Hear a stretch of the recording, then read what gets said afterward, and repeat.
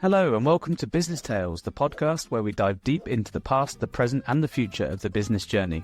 I'm your host, Chris Simmance, and I'm thrilled to have you here as we explore the stories behind the successes, challenges and lessons. In each episode, we'll uncover the good, the bad and the invaluable experiences that shape our professional lives. So whether you're an entrepreneur, a seasoned executive, or just someone passionate about business, there's something here for everyone.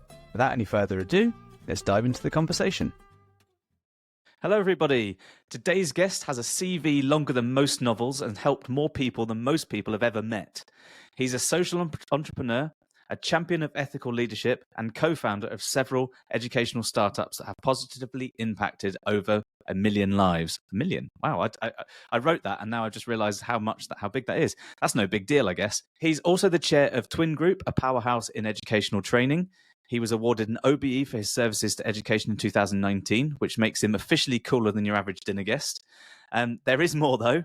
When he's not reshaping the world of education or advising London's largest further education institution, he's probably plotting how to support more hidden entrepreneurs or fix the world in his spare time.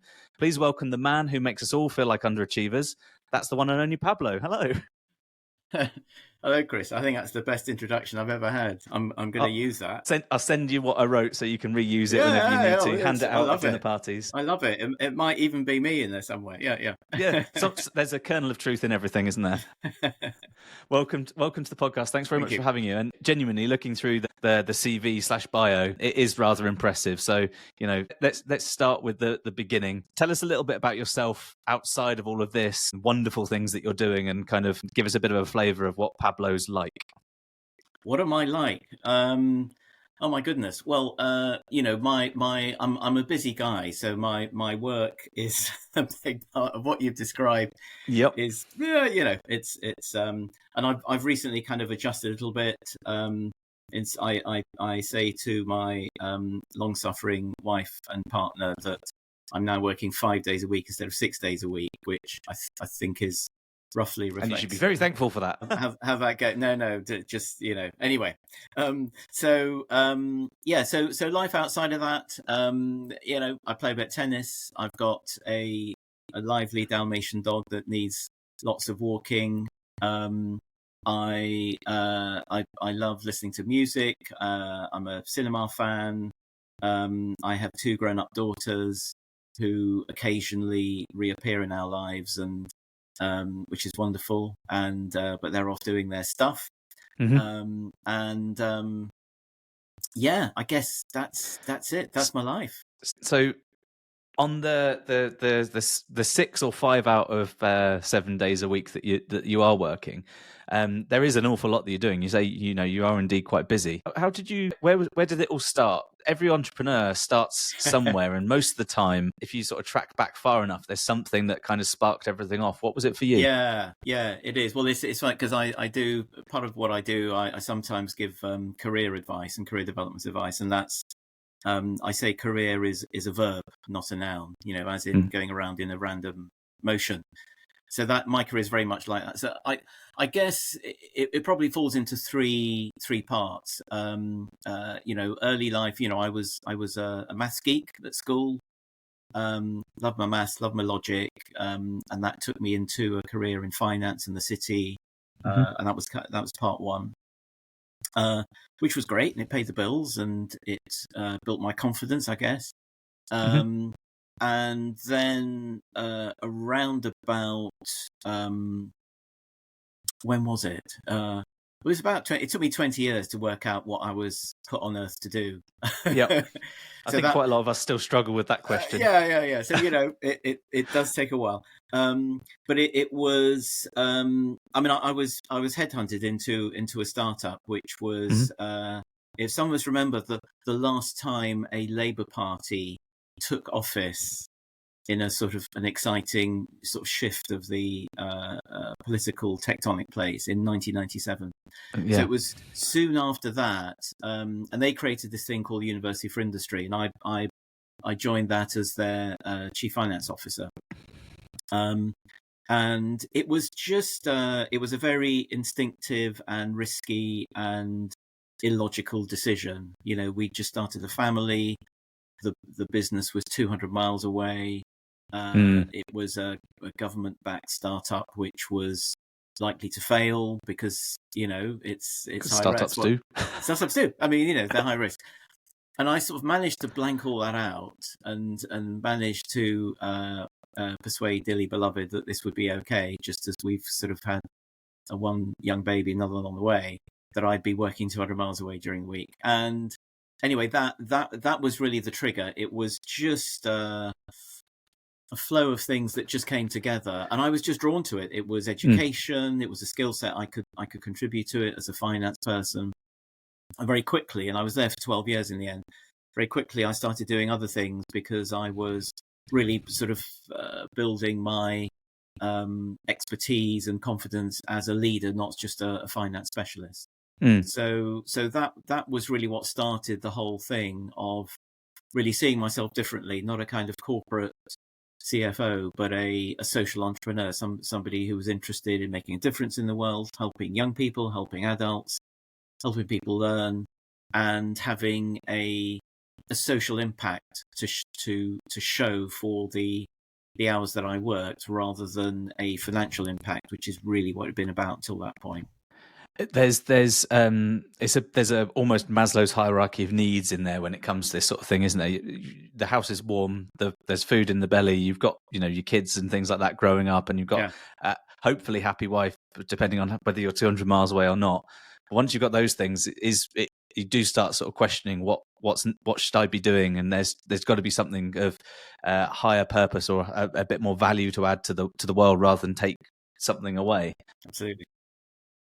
What was it about the educational aspect that was interesting to you then? Because respectfully, finance and education, they aren't the same thing. There is education in finance, but where was the crossover there? I don't know. I mean, I was, I had a great educational experience. I was lucky. I had, school suited me. University less so, actually. But anyway, that's another story. But it was my own personal experience of education and seeing how it could change people around me. And there was a bit of a thing in my family. I mean, I'm a first generation immigrant, so my mother came to England from Spain, escaping the Civil War in the 30s, and she was just all about education. She didn't get a kind of full education herself because it was disrupted. But I think in there somewhere there was something about that kind of immigrant drive and her influence. And she took her first degree when she was 80 years old. And so there was something going on in the family, I think, about, this is what we do. So quite a lot of the work that you do now, obviously in business, it's related to education to a certain extent, but asking for a friend, what do you have to do to get an OBE? I've no idea.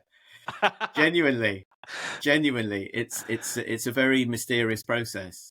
No, I just got this letter kind of landed, and it said, we'd like to, and you get to opt out. You get a thing that says, do you want to take this or not? And I had to think about that. I thought, do I deserve it? What does it mean? It's got the word empire in it, and is that okay? Yeah, all those, that. So anyway, I talked it through, and we eventually agreed that because David Bowie turned his down, I could pick it up on his behalf. That was the justification. So other than that, look, in the way it was put to me was I'd done a lot of work for a charity for a long time, something called World Skills UK, which creates kind of skills Olympics for young people to compete. And for I'd done that for many years, and as a trustee and a volunteer. And that was the label it came with, and it's hugely useful because it's enabled me in a way to open doors, and I think of it as a tool of my work that I can change more lives, create more value, because people might just listen to me a little bit more with that credential. It's useful. Yeah, and I like you say, opens doors. It also opens ears. Yeah, like you see that on the title card of the speaker list and things like that, and you think, okay, this person might have something more credible to say than Chris Simmance, who makes up everything he talks about. I don't think so, Chris. That's not fair. Well, I mean, who knows? Who knows? I'll let you know if that changes when I get an OBE. But when you get yours, yeah. For educations to Chris, educations for contributions to Chris Simmance. That's what I get it for, probably. So the way that has the trajectory of your kind of career, or has anything really changed since you got that award, or is there anything that's doors open, but have doors open that wouldn't have already done so? No, I don't know. I mean, I've just carried on doing what I'm doing. I mean, when I received it, I was just leaving one startup that I co-founded and starting another one, and I just carried on doing that. So has it? I don't know if I can draw a cause and effect with it, but it's. I think it's a mindset thing. It's all a big part of my career. And I talk to leaders about this when I'm coaching and advising. Is you're building your confidence and your trust in your instincts, and something like that has helped me in my kind of internal dialogue of can I go for this? And it just gives you a little bit more fuel in the tank. So let's talk a little bit about startups, because I spent a lot of time working with them, started a few of them, but every business is a startup to a certain extent. But if we're talking in let's say the modern usage of the term, which is usually the ones that have the sort of the 7 in 10 failure rate and things like that. You talked about essentially being headhunted into one at the heady days of Tony Blair's early years in '97. I mean, there was a big change in mindset around how business could grow, and there was a bit of an open kind of floor to a certain extent, and there was money to be spent as well to a certain level. Quite often, people who've had careers outside of these sorts of things in institutions and so on that go into startups, I've seen it. They don't. I don't mean to say struggle in the sense of personally struggle, but the way those businesses run and the way that they set themselves up is often very different to typical institutions. Is there something that you took from your days in corporate life into startup land that helped, and conversely? How did? Well, look, I love how you've put it, because there is something in corporate life, because people who work in startups kind of look at corporates and go, you don't understand, and actually there is a dialogue between the two, because the thing I learned in corporate life was how you meet accountabilities to external stakeholders and shareholders, how you do rigor. If you're doing a business case and presenting an argument for let's do this or invest in this, the bar is pretty high, and it's lessons, certainly for me, that I took into startup and entrepreneurial life as well.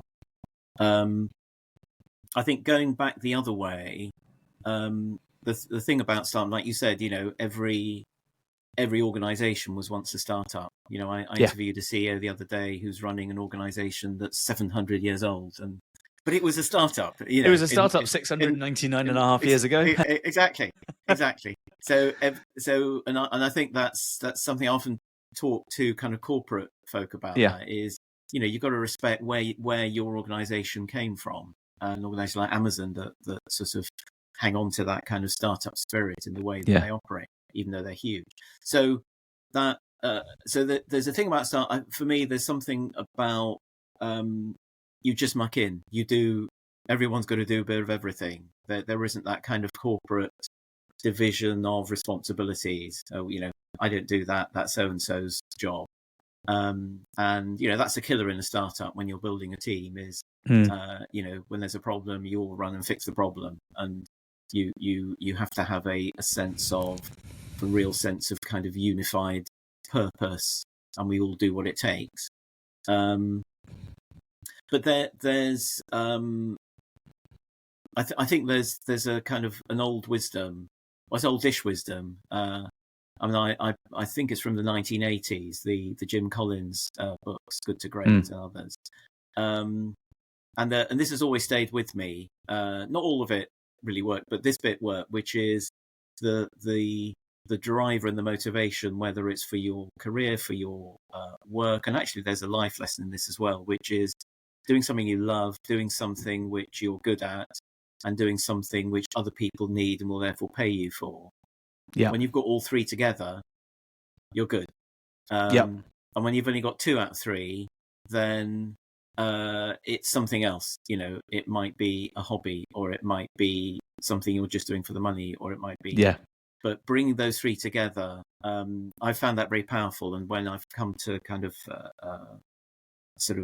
fork in the road in my career or my work, that's always something I've thought about. And in that order is what do you love, what are you good at, and what's the need that you're fulfilling is something which I think it's a very powerful kind of trio. Yeah, I'm not going to be rude and look on Google right now because I can't remember it, but there's a Japanese word for that, which sounds. I'm not going to even try and do it because it might be Ikigai. I don't know. There you go, Ikigai. Yeah. I was going to say something along those lines, but it could have ended up being some kind of fish or something. But it as a sort of a principle of thinking, it makes a big impact as soon as you start to actually understand what it means behind that. Because I don't know about you, but quite a lot of business books, I read them and it's like, okay, well, this all makes sense and it's relatively sensible and it's well put together, but I've still got to act on these things and still got to believe these things. So if it's a relatively simple sort of way of thinking, but it's really not that simple when you think about, well, what do I love? What is it that actually gets me out of bed in the morning? It certainly isn't Zoom calls, but Zoom calls are the things that fit in another box somewhere else that I can deal with because I've got 2 out of 3 here, and the 3 out of 3 bit is this. But very few people get an opportunity to do that introspection that allows them to know what 1 or 2 or 3 of those things are, and it's quite tough, I can imagine. It is, and it's not just introspection. And I'm writing a book myself at the moment and thinking about exactly what you've said is, it's not about fine words. It's how can I put this into practice? Yeah. And that's the point. I get that's the point for any reader. And those kind of principles and models, we may come on to some of this later, but it's also about discussing it with people around you.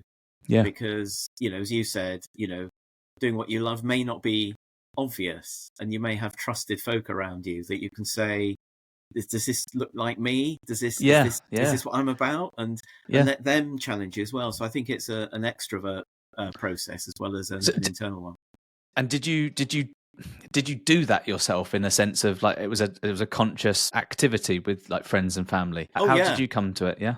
Oh, very much so. Very much so. I mean, I've got I work in these these books, like notebooks like that, one of those. And I've always got 1 or 2 on the go. And I used to have one that was my ideas book. And so if I had an idea, instead of just letting it flow by as we often do, and then the following day I think, what was that thing? I can't remember. Yeah. So I started writing them down, and that's how. That's how what I'm doing now about authoring a book, and also the startup which I started to help entrepreneurs. They both started in the idea, and I've still got the page in the ideas book. And it was, I remember, sitting with my wife and I knew I needed something different in the next phase. And I said to her, look, I've got these things. What do you think I should do? And she's very practical. She said, well, what's the one that you've got most pages on? And I said, well, it's an idea about helping startups. She said, well, just do that then. Very practical, very practical. You got further down the thinking line with that one. So exactly. And I worked on it a bit more, and it was brilliant from that, literally writing that page. And I've got dates on it. This was in August 2018. Yeah. And by middle of 2019, I'd started it. And it took that while to kind of get it started, raise funding, and so on. But it's the exciting point in time when the idea on the paper starts to become a reality. The startup that helps entrepreneurs, just talk about it a little bit, because we're Yeah. both freemen in the company of entrepreneurs. Yeah. I'm Yeah. very, very new to it to a certain extent, but absolutely love the movement. And I also really love supporting other business owners, and also, like, you know, growing in my own skill sets as well. Yeah. How's the business work? Tell us. So it's called Visionaires. And it was named by a 17-year-old student who I took the ideas. Again, this was about, you know, having a conversation, and I showed them my early ideas, and I was a guest speaker in a business studies course. Anyway, and I showed them some ideas, and they for naming it, branding it, and they looked at them, and they were sort of, I gave them an exercise to do, and one of them just said, "These are stuff my dad would come up with," you know, and so I said, okay, forget that exercise. Blank piece of paper. Tell me, what shall I call it? And one of them just rocked back and said, "Oh, you should call it Visionaires." And they all lit up. And this, you know. And anyway, so that's where the name came from. And it's rooted in further education. So that's the world of part of education that I've worked in for many years. And when I've worked in that field, I saw lots of people with ideas, and particularly this is more for adults than young people, coming in to do courses, to retrain, to develop their careers. And some of them had ideas about, I'd like to start a business, but didn't have the kind of network you and I've got with the company of entrepreneurs. You know, we're all you know, successful entrepreneurs at some level. It's a fabulous network. Most people don't have that. They don't have that access. So I was trying to bring that access really to a much wider audience, and just invite students in the further education and college sector to bring their ideas, go through a program, and the only qualification they needed was they had to have an idea. That was it, nothing else. And from that, it's a 5-day program, and it's this, you know, say started in 2019, it's still running today, and they. And it's free to attend, so we're able to use the funding system for adult learning, which is very limited, but we've just about made it work. So they do that 5-day program. From time to time, some of them were able to get access to mentors. That was very powerful. So we had a mentor network. People gave their time for nothing. It can be quite powerful, that, especially if it's given rather than paid for, in a sense, because both sides see the value in it. Yeah, they do. And it's you know, so part of, and you know, we do this now in the company of entrepreneurs. You know, Julie Haddon, the past master, has set up a program which is much more targeted, but again, you know, we have a mentoring process in that which I'm involved in. And that's you know, when we ask people what's the most valuable parts of the program, they would say, well, the mentoring was the most valuable, and the second most valuable was the program, the 5-day program, which basically teaches them to build a business plan, alongside webinars that run pretty much every month, again with guests, a bit like this, with guest speakers discussing topics. So yeah, that, and we've helped in different ways, helped about 2,000 people so far through that program, and it's now, I'm no longer involved in it. A few months ago, we handed it over. I was with a co-founder, Amanda Dickens. We handed it over into the college group where I'm an advisor, and they were involved in setting it up with us at the beginning, and we agreed that the best way for it to flourish was to be part of the mainstream curriculum in the college. So it's now living its own independent life. That must feel really lovely to see something. I mean, it's one thing building, growing and selling and exiting a business, but it's another thing seeing and making a conscious decision for it to be passed on to somewhere like it is now, where, you know, it does have a huge chance at success. It's not just about the cash, it's about the opportunity for all of those people who might just have an idea and might just need some kind of nudge in one or more directions. I'm guessing, you know, it's difficult to tell what the larger point of impact might be, but even if 10% of those go on to seeing their idea through, as you know, you've got 200 potential businesses that start, which is absolutely fantastic. That's employment and all sorts. Yeah, no, we did do an annual impact analysis, and we found that the people who did the full programs, that's about half of them. So half attended webinars, half did the one did the full program.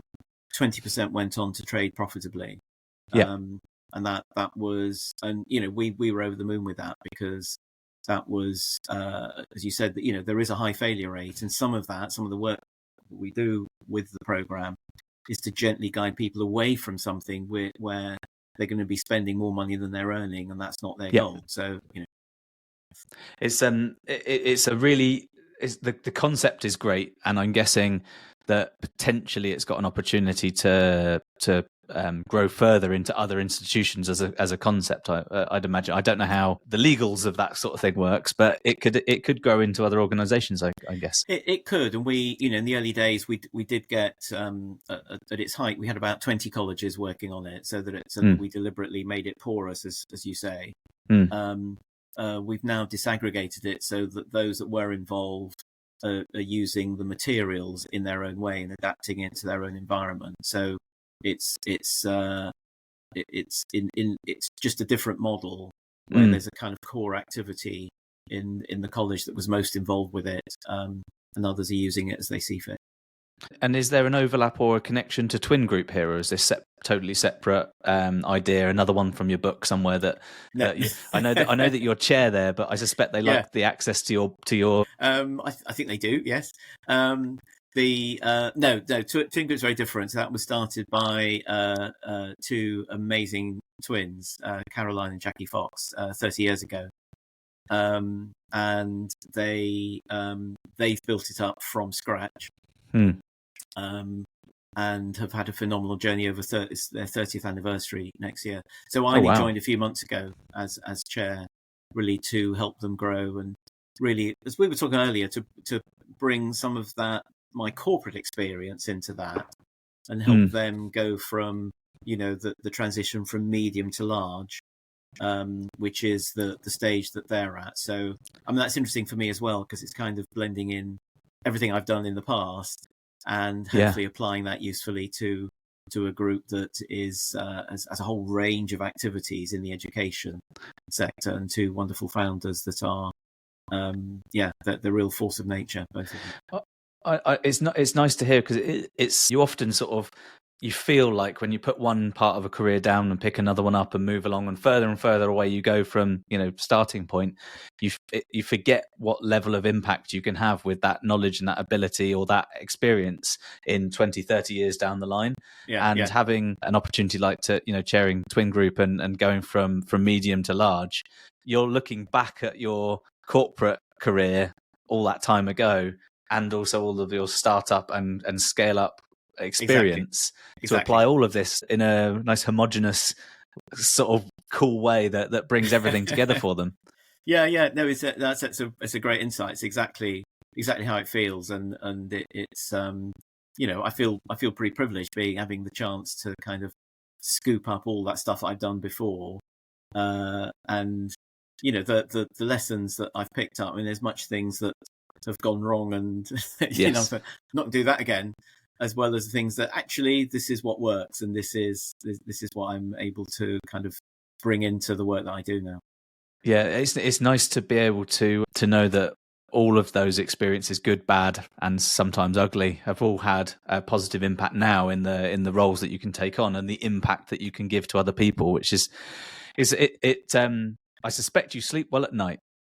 I do now, yeah. So what's on the horizon for you now? You say you're writing a book. Do you know how long you're off before that gets published? When people can buy it? I'm sure there will be a lot of people buying that.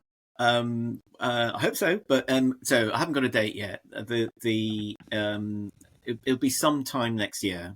And I'm learning about the publishing process, which is another new experience for me. Yep.